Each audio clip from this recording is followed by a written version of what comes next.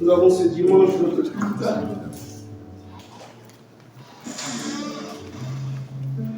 De louange et d'adoration. Nous allons prier pour ouvrir ce culte de louange et d'adoration. Je vais demander à Mme Bayo d'élever la voix et de confier ce moment à Dieu. Alléluia. Nous te bénissons, notre Père et notre Dieu. Nous te rendons gloire et honneur. Louange, adoration te reviennent. Merci pour tout, Papa. Merci pour ta présence. Merci de ce que tu nous as dévancé en ce lieu. Et tu prends le contrôle de toutes choses, Papa. Parce que c'est en ton nom que nous sommes là. Nous te confions la direction, Seigneur, le dirigeant, Saint-Esprit, la louange, l'adoration, les cantiques par lesquels tu voudrais qu'on glorifie Jésus ce matin. Inspire tes enfants. Communique tout, Papa. Seigneur, nous te confions la prédication. Toi qui connais, Seigneur, le besoin réel de ton peuple. Merci d'inspirer ton serviteur. Merci, Saint-Esprit, pour les dîmes et les offrandes. Merci pour l'auditoire. Merci de ce que tu disposes toutes choses, Seigneur, pour la gloire de ton Saint-Nom. Conduis-nous dans l'adoration vraie, sincère et plaisante à Dieu. Que tout ce qui est de la chair soit vaincu. Que tout ce qui est de la distraction soit vaincu, Papa. Conduis-nous dans l'adoration vraie et glorifie-toi, Seigneur. Glorifie Jésus ce matin dans notre vie. Merci pour les dons, oh Seigneur, que tu manifestes à nous ce matin. Merci de te révéler à nous, de nous parler, Seigneur. Nous avons besoin de ces dons-là, Seigneur. Sois béni ce matin. Car tu as dit, oh, un peuple, Seigneur, sans révélation, Seigneur, est un peuple perdu. Nous avons besoin que tu te révèles à nous, que tu nous révèles les choses cachées, Papa. Manifeste-toi encore ce matin. Fais-nous du bien, Papa. Au nom puissant de Jésus, merci d'être là. Au nom de Jésus, nous avons prié. Amen. Amen. Amen. Nous allons prendre notre Bible et nous allons lire le psaume 2. Le psaume numéro 2. S'il vous plaît. Alléluia.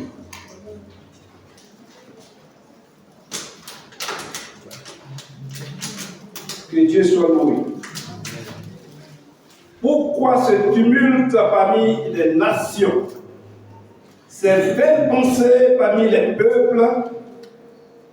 Pourquoi les rois de la terre se soulèvent-ils et les princes se liguent-ils avec eux contre l'Éternel et contre son roi? Question. Brisons leurs liens, délivrons-nous de leurs chaînes. Celui qui siège dans les cieux, oui, le Seigneur se moque d'eux, puis il leur parle dans sa colère. Il les épouvante dans sa fureur. C'est moi qui ai loin mon roi, sur Sion, ma montagne sainte. J'ai publié le décret. L'Éternel m'a dit, tu es mon fils, je t'ai engendré aujourd'hui. Demande-moi et je te donnerai les nations pour héritage, les extrémités de la terre pour possession. Tu les briseras avec une verge de fer, tu les briseras comme le vase d'un potier. Et maintenant, roi, conduisez-vous avec sagesse. Juge de la terre, recevez instruction, servez l'Éternel avec crainte et réjouissez-vous avec un tremblement. Aisez le Fils de peur qu'il ne s'irrite et que vous ne périssiez dans votre voie. Car sa colère est prompte à s'enflammer. Heureux tous ceux qui se confient en lui. Amen. Amen. Groupe musical, nous allons chanter le cantique d'abord, après nous allons vous organiser à l'observance. Le cantique 320. Je suis dans la joie quand on te dit, allons à ta maison.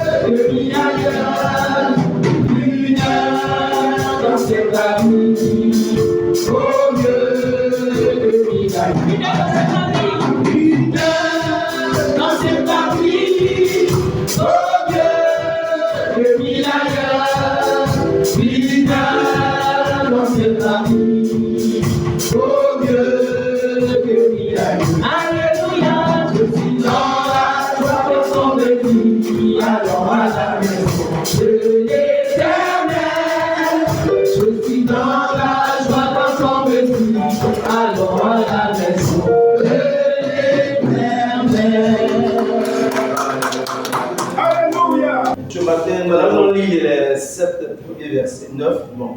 1 Corinthiens 1, du verset 1 au verset 9.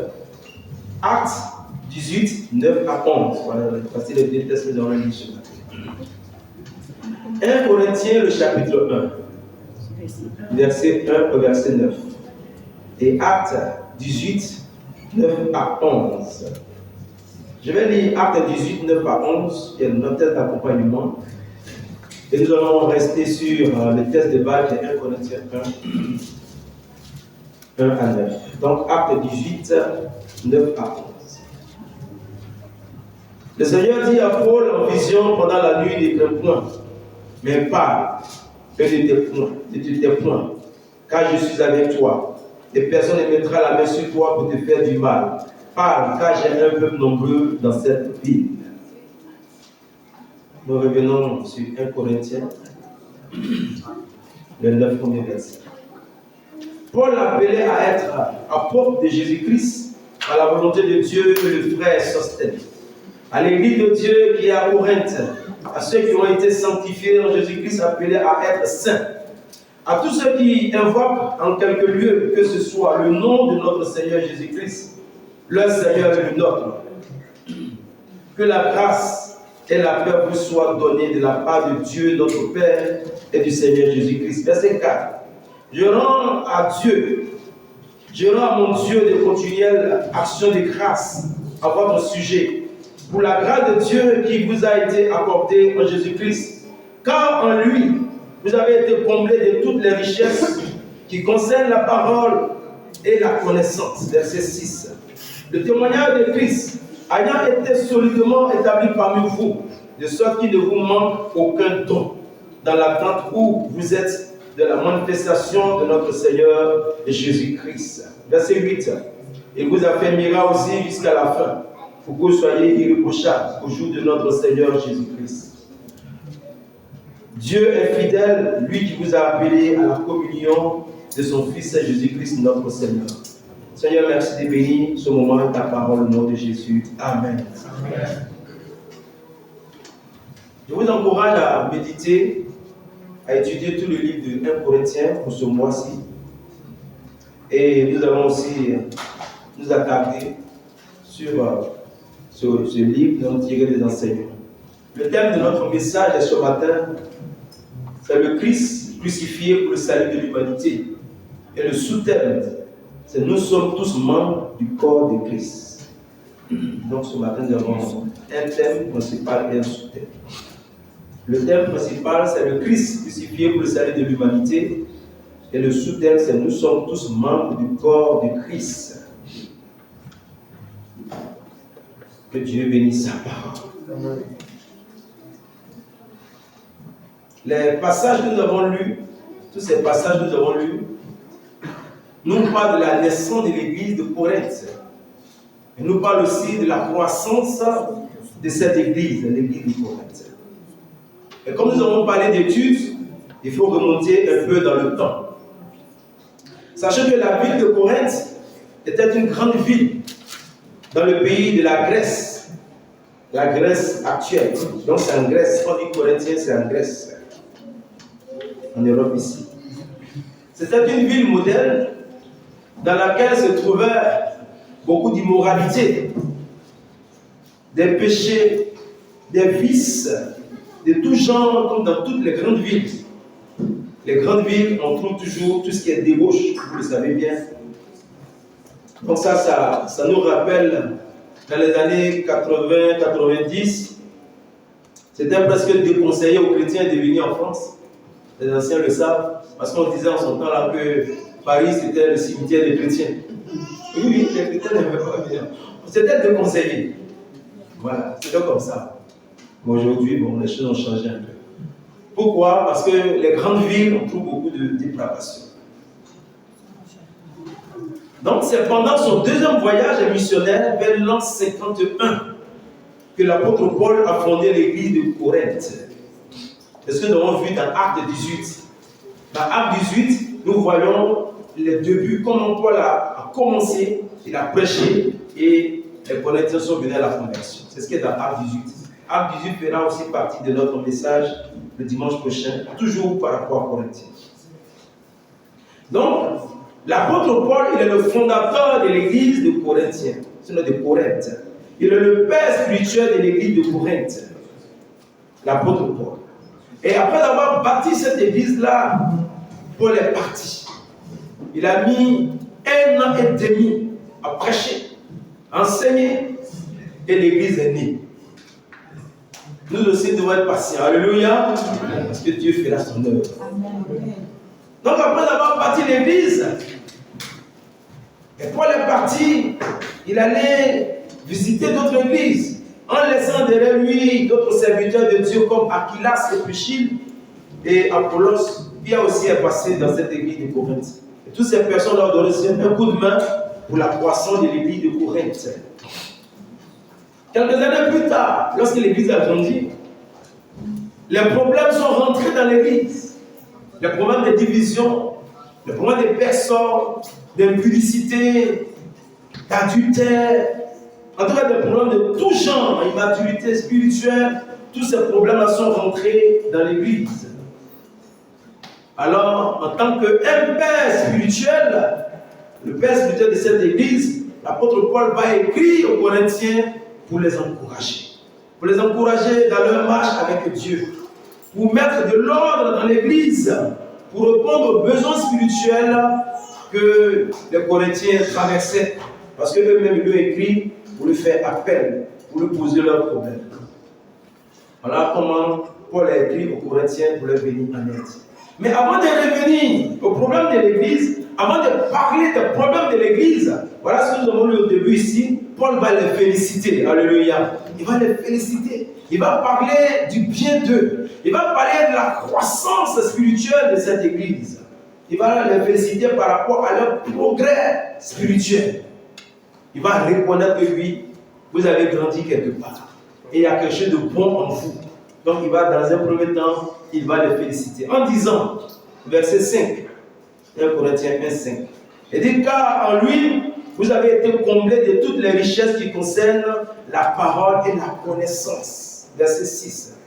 Le témoignage de Christ ayant été solidement établi parmi vous, de sorte qu'il ne vous manque aucun don dans l'attente où vous êtes de la manifestation de notre Seigneur Jésus-Christ. Donc, pour paraphraser, Paul va dire aux Corinthiens, à cause de la prédication que vous avez reçue de moi, à cause de l'enseignement que vous avez reçu de moi, vous avez grandi spirituellement. Votre foi est devenue solide. De sorte qu'aujourd'hui, il ne vous manque plus de dons spirituels. Il ne vous manque aucun don spirituel. Bien aimé, imaginez une église où se trouvent tous les dons de l'esprit, les dons spirituels. Imaginez une église comme ça. Dans l'église de Corinthe, se manifestaient tous les dons spirituels. Retentissaient tous les dons spirituels. C'est-à-dire le don de discernement dont nous avons parlé, le don de prophétie, interprétation, don de langue, voilà, de guérison, don de foi. Tous ces dons-là se manifestaient dans l'église de Corinthe. Pour parler un peu des dons, avant de continuer, 1 Corinthiens 12, le verset 8. C'est Paul qui s'adresse toujours aux Corinthiens, mais cette fois-ci nous sommes au 12, 8. Il dit, en effet, à l'un est donné par l'Esprit une parole de sagesse. C'est un don. À un autre, une parole de connaissance, selon le même esprit. Nous sommes dans 1 Corinthiens 12, 8. Voilà. Je suis maintenant au verset 9. À un autre, la foi, par le même esprit. À un autre, le don de guérison, par le même esprit. Verset 10. À un autre, le don d'opérer des miracles. À un autre, la prophétie. À un autre, le discernement des esprits. À un autre, la diversité des langues. À un autre, l'interprétation des langues. Ça fait en tout 9 dons. Si vous comptez, ça fait 9 dons. Et tous les 9 dons, on les retrouvait dans cette église-là. Waouh! Alléluia! Que Dieu fasse qu'on retrouve tous les dons spirituels dans cette église.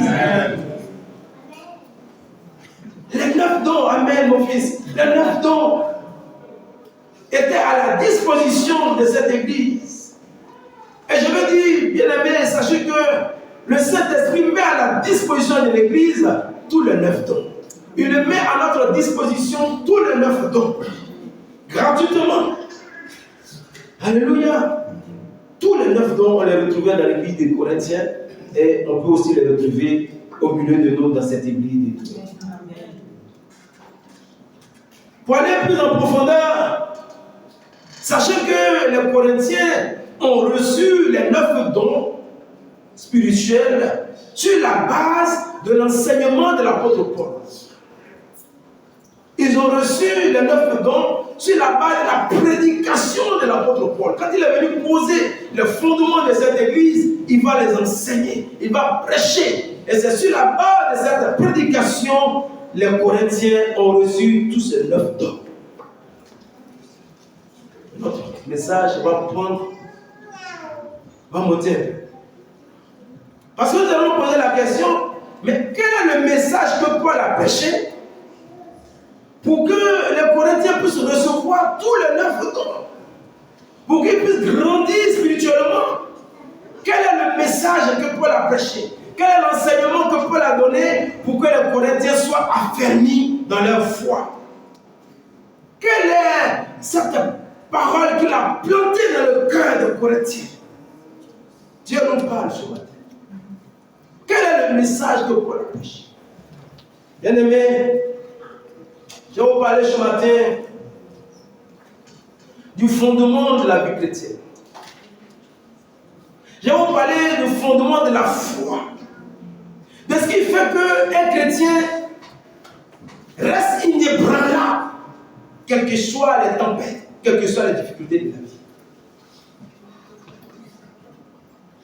Les fondements, sinon le fondement de la foi, le fondement de la vie chrétienne, et qui fera que, malgré toutes les difficultés, tu resteras inébranlable dans ta marche avec Dieu. Et pour répondre à cette question qui nous sont posées, quel est le message que Paul a prêché aux Corinthiens? Bien aimé, Paul a prêché aux Corinthiens le Christ crucifié à la croix pour le salut de l'humanité. Le message que Paul a prêché aux Corinthiens et qui a rendu solide leur foi, qui les a fermés dans leur marche avec Dieu, c'est le Christ crucifié à la croix pour le salut de l'humanité. C'est ce message-là qu'ils ont entendu, qu'ils ont reçu. C'est cet enseignement-là qu'ils ont reçu. Et ils ont été affermis dans leur foi et cela leur a permis de recevoir tous les 9 dons spirituels. Le Christ est crucifié à la croix pour le salut de l'humanité. Bien aimé, sachez que la vie chrétienne ne repose pas sur 2 messages. La vie chrétienne repose sur un seul message essentiel. La Bible tout entière repose sur un seul message essentiel. La foi des croyants repose sur un seul message essentiel. Et si tu peux capter ça ce matin, ça va t'aider. Et ce message essentiel, unique en son genre, c'est le Christ crucifié à la croix pour le salut de l'humanité. C'est le seul message qui nous révèle le sens de la vie chrétienne. C'est le seul message qui nous révèle le fondement de la vie chrétienne. C'est le seul message qui nous révèle la raison pour laquelle nous sommes chrétiens. Voilà pourquoi Paul dit dans 1 Corinthiens, le chapitre 1, le verset 22, juste là en bas, vous allez voir le verset 22 toujours. Il dit les Juifs demandent des miracles et les Grecs cherchent la sagesse. Verset 23. Et dit nous prêchons Christ crucifié. Scandale pour les Juifs, folie pour les païens. Mais, verset 24, mais puissance de Dieu et sagesse de Dieu pour ceux qui sont appelés tant juifs que grecs. Christ crucifié à la croix pour le salut de l'humanité. Et dit les Juifs demandent des miracles. Quel miracle Jésus n'a pas fait? Jésus a fait des miracles en coupant le souffle. Ça n'a pas changé. Mais c'est quand Jésus est mort à la croix que l'humanité a reçu le salut. Bien aimé, comprenez ce matin qu'il y a un seul message qui transforme le chrétien. Il y a un seul message qui transforme les voleurs. Il y a un seul message qui transforme les brigands et les prostituées. Il y a un seul message qui transforme les criminels. Et ce message-là, tant que tu ne l'as pas encore reçu, tu seras toujours toi-même. Mais ce message qui transforme les criminels, les voleurs, les malfaiteurs, c'est le Christ crucifié à la croix pour le salut de l'humanité. Et c'est ce message-là que Paul a prêché. C'est le message principal que Paul a prêché. Il a prêché à Corinthe, il a prêché à Damas, il a prêché en Bélé, il a prêché à Jérusalem, il a prêché même à Rome devant l'empereur César. Il a prêché Christ crucifié à la croix pour le salut de l'humanité. Malgré même que ça doit lui coûter sa vie, Paul a toujours prêché le Christ crucifié à la croix pour le salut de l'humanité.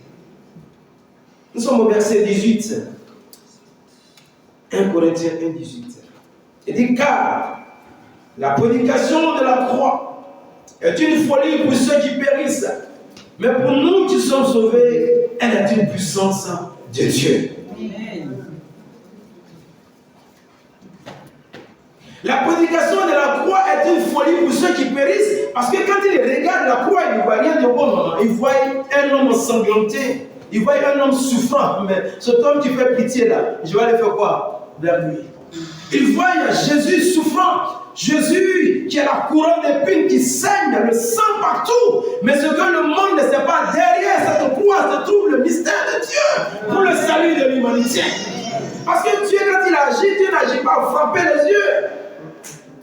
Derrière la croix se trouve la puissance de Dieu, se trouve la sagesse de Dieu, se trouve le mystère de Dieu pour le salut de l'humanité.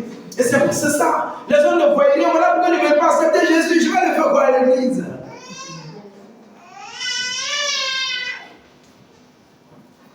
Que Dieu nous aide. Parce que derrière cette croix sanglantée, c'est tout la puissance de Dieu, la grâce qui nous conduit dans la faveur imméritée de Dieu et qui nous donne la vie éternelle. La prédication de la croix est une folie pour ceux qui périssent. Oui, elle était une folie pour Paul lui-même quand on l'appelait Saul de Tarse. Saul de Tarse. La croix était une folie pour lui. Voilà pourquoi il voulait en découdre avec l'Église. Il a persécuté l'Église. Il a participé à la mort d'un grand homme de Dieu, le diable Étienne. Il était fier. Il a persécuté l'Église, chassé les chrétiens. Il a poussé même à blasphémer, il les mettait en prison. Après avoir détruit l'église à Jérusalem, il s'en va maintenant à Damas pour attaquer l'église, persécuter l'église. Parce que la croix, la puissance de la croix pour lui aussi était une folie. En ce temps, on l'appelait Saul de Tarse. Saul de Tarse, le criminel. Et il a décidé d'aller à Damas. Mais le jour qu'il allait à Damas, Saul de Tarse a rencontré Jésus-Christ de Nazareth. Il a été frappé par une lumière. Il est tombé. Et quand il est tombé, il a entendu la voix du Seigneur qui lui dit: Saul, Saul, et pourquoi me persécutes-tu? Il était tellement étonné. Il dit: mais qui es-tu, Seigneur? Parce qu'il s'est posé la question: mais qui a pu m'arrêter dans mon élan? Qui es-tu, Seigneur? Parce que là, il était aveugle, il ne voyait plus rien. Et il entend la voix qui lui dit: je suis Jésus de Nazareth, que tu persécutes. Il a commencé à trembler. Le Jésus que je persécute là, le Jésus dont les chrétiens parlent là, il parle. Il est vivant. Donc c'est vrai. Il dit: que veux-tu que je fasse? Seigneur dit: lève-toi. Rentre dans la ville, on te dira ce que tu dois faire. Tremblez comme ça maintenant. Saul de Tarse, le criminel, il est devenu un homme de Dieu. Parce qu'il a rencontré la croix de Jésus. Quand il a rencontré la croix de Jésus, il a donné don au monde. Il a donné don au péché. Il est devenu une nouvelle créature. Il est devenu un grand homme de Dieu. Et le criminel est devenu l'apôtre Paul des hommes. Pourquoi? Parce que Paul a rencontré la croix qui transforme. Un jour, je l'ai rencontré. Moi, je venais à l'église comme toi. Et je m'arrangeais aussi un peu comme toi. Mais le jour qu'il est venu chez moi, et il m'a posé la question: est-ce que tu veux me servir? Mais Jésus était là. Jésus était là. J'ai su que c'était fini pour moi. Parce que souvent, les chrétiens ne croient pas en Jésus. Non. Il y en a qui viennent à l'église comme ça, mais le Jésus lui-même ne croit pas en moi. Il était là. Il était là devant moi. Il m'a tendu la main. Et quand j'ai saisi sa main, je suis tombé. Il m'a relevé, il m'a parlé. Et depuis ce jour-là, je ne suis plus la même personne. J'ai combattu la peine. J'ai dit: on verra où va passer pour m'échanger. Mais chaque jour, il y a quelque chose qui montait en moi, comme de l'eau qu'on met dans un verre. Ça monte, ça monte, ça monte, jusqu'à ce que je ne peux plus me taire. Si tu m'enlèves ici, là, devant la toi, en train de prêcher. Et après demain, partout, je prêche. Ce n'est pas moi qui prêche. C'est le Christ qui est en moi qui prêche. Amen. Quand tu n'as pas encore rencontré le Christ, tu ne comprends rien des choses de Dieu.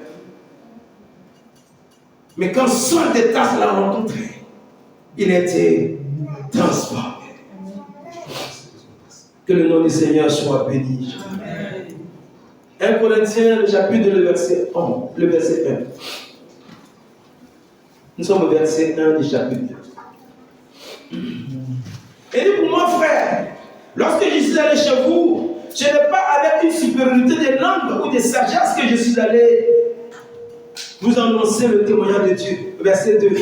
Car je n'ai eu la pensée de savoir parmi vous autre chose que Christ, que Jésus-Christ et Jésus-Christ crucifié. C'est-à-dire qu'il avait seul message. Tout ce qu'il disait là, ça tourne autour d'un seul message.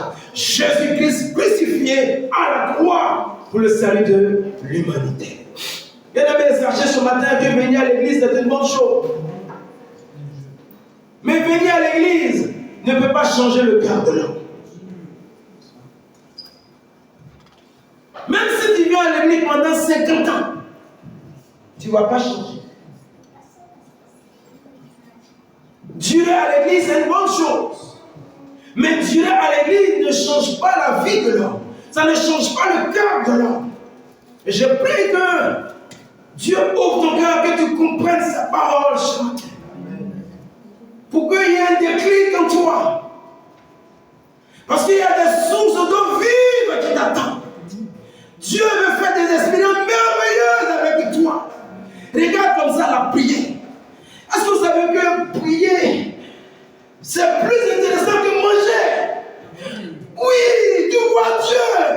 Il vient avec sa présence. Oh là là. Vous allez voir que tous les grands hommes de Dieu pleurent. Parce qu'il y a quelque chose qui voit.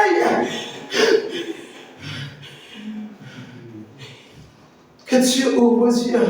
Amen. Il n'y a rien de tel que d'aimer Jésus. Alléluia.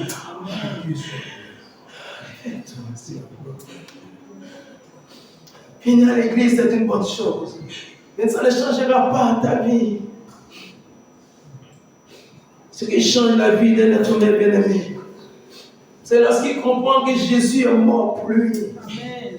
C'est lorsqu'il comprend que Jésus a été crucifié pour lui. C'est lorsqu'il comprend que le sang de Jésus a coulé pour lui. Ça, quand tu comprends ça, ta vie change. Tu n'es plus dans les détails. Mais Satan vient de venir négocier avec toi, comme il est venu me dire. Parce qu'il sait que je m'en fous de lui désormais. Oui, j'ai rencontré le Christ. Et c'est lui que je te communique ce matin. Je ne parle pas d'autre chose.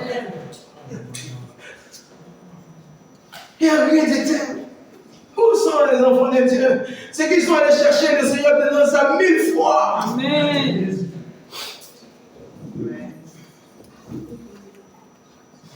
C'est qui change le cœur de l'homme.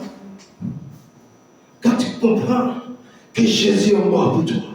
Et il t'a épargné de l'enfer. Il ne faut pas aller à l'enfer. À l'enfer, quand il rentre une fois, c'est fini pour toi. Aucune prière ne peut te faire sortir de l'enfer. Aucune supplication ne peut te faire sortir de l'enfer. Et Dieu lutte pour ne pas que nous rentrons à l'enfer. Dieu lutte, il lutte. Et nous luttons pour aller là-bas.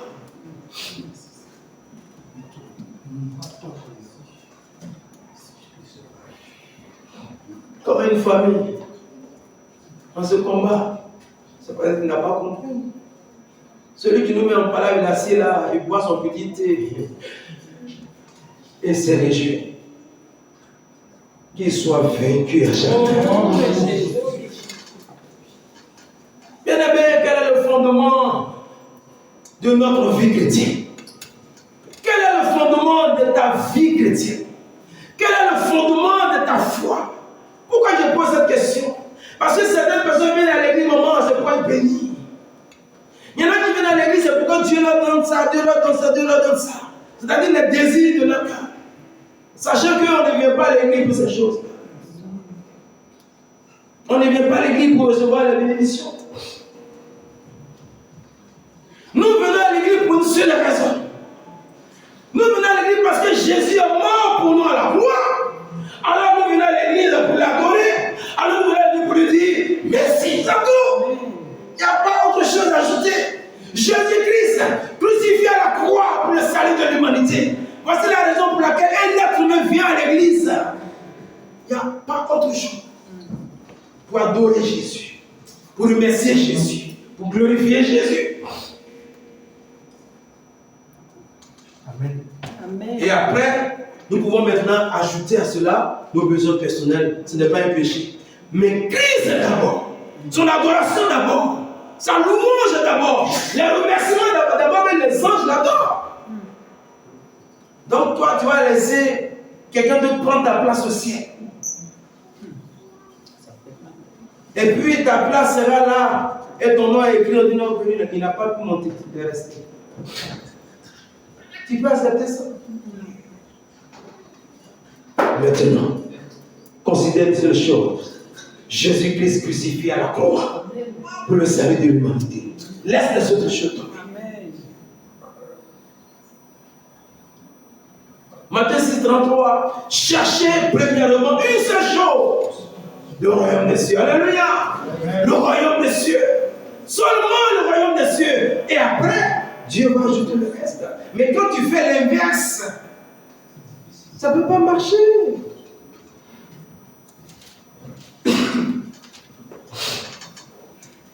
On ne vient pas à l'église. Vous dites au Seigneur, bénis-moi. Non, c'est pas pour ça qu'on vient à l'église. Je me rappelle, pour détendre l'atmosphère, ne regardez pas, mais là, moi, je pleure tout. Elle est venue à l'église, cette jeune soeur là, on lui a dit là, qui t'a invité et qu'est-ce que tu veux? Elle dit non, j'ai ma camarade qui m'a dit que il y a un gros cahier ici où on écrit le nom des gens qui veulent se marier, donc je suis venu mettre mon nom dans ce gros cahier là. Alléluia. Les gens lui ont dit non, pas comme ça. Et si tu peux trouver le mariage, ce n'est pas pour ça qu'on vient à l'église. Nous venons à l'église parce que Christ nous a rachetés. Alléluia. Jésus-Christ crucifié à la croix pour le salut de l'humanité. Nous allons rajouter 3 points, 3 versets plutôt, et nous allons finir.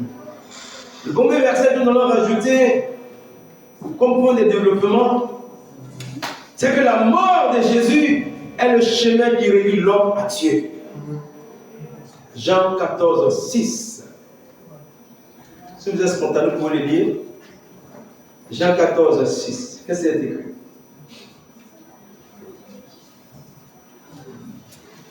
Jean 14, 6. La mort de Jésus est le chemin qui relie l'homme à Dieu. Jean 14, 6. Qu'est-ce qu'il y a écrit? Jésus lui dit, je suis le chemin, la vérité et la vie. Nul ne vient au Père que par moi. Alléluia. C'est le seul chemin qui relie l'homme à Dieu, qui fait passer l'homme de la mort à la vie, de la condamnation à la liberté, de la culpabilité à la justification. Il y a un seul chemin, et c'est Jésus. Il dit, moi, je suis le chemin. Aucune religion ne peut sauver quelqu'un. Aucun être humain ne peut sauver quelqu'un. Le seul qui nous relie à Dieu, c'est Jésus. 2. La mort de Jésus, c'est l'unité de valeur qui révèle la valeur de l'homme. La mort de Jésus, c'est l'unité de valeur qui révèle la valeur de l'homme. Luc 19, 10. Quelqu'un va lire? Luc 19, 10. Luc 19, 10. La mort de Jésus, c'est l'unité de valeur qui révèle la valeur de l'homme. En effet, le Fils de l'homme est venu chercher et sauver ce qui... Nous nous tenons debout, s'il vous plaît, avec votre permission. Et nous prions. Notre Père, notre Dieu, nous voulons encore te rendre grâce. Nous voulons encore bénir ton nom. Nous voulons encore glorifier le Dieu vivant, le Dieu puissant, Père, que tu es. Seigneur, nos cœurs sont réjouis au-dedans de nous parce que nous ne repartons point comme nous sommes venus. Ô roi de gloire, tu as planté cette semence qui est le fondement de la vie chrétienne. Ta crucifixion à la croix. Voici l'œuvre au travers de laquelle nous sommes sauvés. Et cela doit fonder notre foi désormais. Tu as planté cette semence-là, Seigneur, dans notre cœur. Qu'elle porte du fruit, qu'elle soit écrite comme de l'encre indélébile sur un tableau et qu'elle ne s'efface jamais. Et que nous partageons cela tout autour de nous, Seigneur. que le monde voit au travers de nous que c'est ta crucifixion qui nous donne la vie et qui nous donne le salut. Que nous le manifestons, Seigneur, afin que cela aussi soit un témoignage pour notre entourage. Merci pour ton serviteur que tu as utilisé puissamment. Seigneur, je veux encore te le recommander à sa grâce, à ton amour, à ta bonté. Bénis son ministère, roi de gloire. Bénis son épouse, bénis sa maison, ses enfants. Souviens-toi de lui dans les moindres détails. Tu connais les désirs de son cœur et c'est toi qui combles des grâces, Seigneur. C'est des bénédictions qui ne sont suivies d'aucun chagrin. Bénis-le, bénis son épouse, bénis ses enfants, bénis son ministère, sa maison.